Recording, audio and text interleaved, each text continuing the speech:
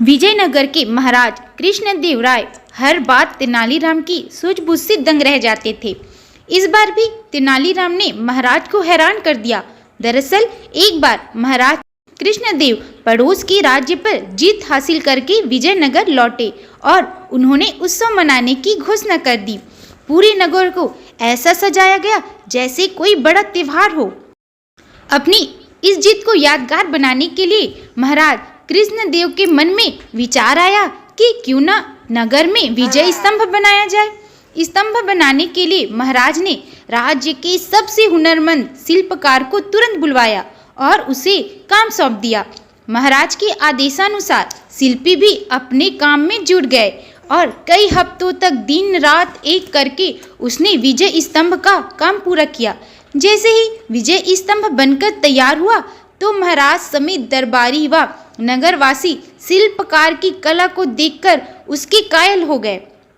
शिल्पी की कारीगरी से प्रसन्न होकर महाराज ने उसे दरबार में बुलाया और इनाम मांगने को कहा।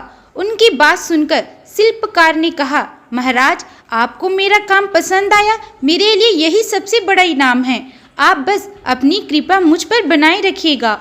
शिल्पकार का जवाब सुनकर महाराज को खुशी हुई, लेकिन उन्होंने जीत पकड़ ली कि वह शिल्पी को कोई न कोई इनाम जरूर देंगे। महाराज ने शिल्पी को कहा कि उसे कोई न कोई इनाम मांगना ही होगा। महाराज की इच्छा को जानने के बाद दरबार में मौजूद अन्य दरबारी शिल्पकार से कहने लगे कि महाराज खुले मन से तुम्हें कुछ देना चाहते हैं, तुम जल्दी से मांग लो। शिल्पकार अपनी कला में माहिर होने के साथ ही स्वाभिमानी और बुद्धिमान भी था। शिल्पी को लगा कि अगर वह कुछ नहीं मांगता तो महाराज नाराज हो सकते हैं। अगर वह कुछ लेता है तो वह उसके स्वाभिमान और उसूलों के खिलाफ होगा।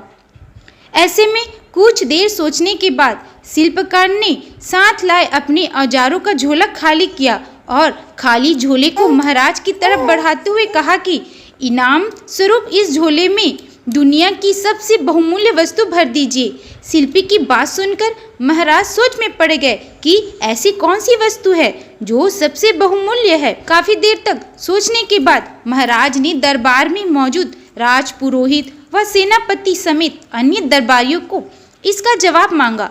घंटों सोचने के बाद भी शिल्पी को क्या दिया जाए, इसका उत्तर किसी को समझ नहीं आया। किसी से भी संतोषजनक जवाब न मिलने पर महाराज झल्ला गए और शिल्पी से कहने लगे कि इस दुनिया में हीरे जवाहरात से बढ़कर और क्या कीमती हो सकता है। चलो मैं तुम्हारा ये झोला उसी से भर देता हूँ। महाराज की बात सुनकर शिल्पी ने इनकार में सिर हिलाते हुए कहा, नहीं महाराज, हीरे जवाहरात इस दुनिया में सबसे कीमती नहीं है, मैं वो कैसे ले सकता हूँ। संयोगवश उस दिन तेनालीराम दरबार में मौजूद नहीं थे। किसी से भी समस्या का समाधान न मिलने पर महाराज ने तुरंत तेनालीराम को बुलाने का आदेश दिया। महाराज का संदेश मिलते ही तेनालीराम तुरंत दरबार की ओर निकल पड़े।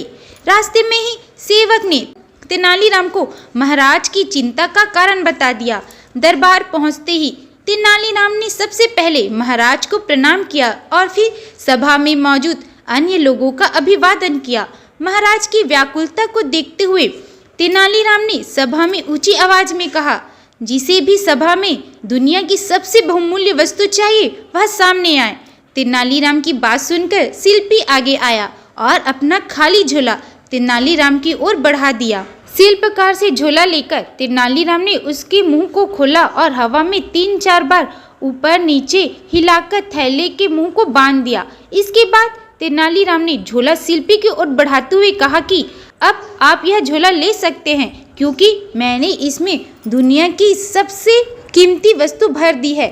शिल्पकार ने भी झोला थामते हुए तेनालीराम को प्रणाम किया और फिर महाराज से अनुमति लेते हुए औजार उठाकर सभा से चला गया। यह दृश्य देखकर सभा में मौजूद सभी लोग अचंभित रह गए। महाराज ने उत्सुकता जताते हुए तेनालीराम से पूछा कि शिल्पी को खाली झोला देने के बावजूद भी वह बिना कुछ कहे ही क्यों चला गया। इससे पहले उसने हीरे जवाहरात जैसे कीमती सामान को बहुमूल्य मानने से इनकार कर दिया था। महाराज की उत्सुकता व दरबारियों के चेहरे पर प्रश्न चिन्ह को देखते हुए तेनालीराम ने कहा, महाराज वह झोला खाली बिल्कुल भी नहीं था, क्योंकि उसमें दुनिया की सबसे बहुमूल्य वस्तु यानी हवा भरी हुई थी।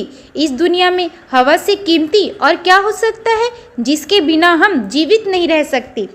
तेनालीराम का जवाब सुनकर महाराज खुश हो गए और उसकी पीठ थपथपाने लगे।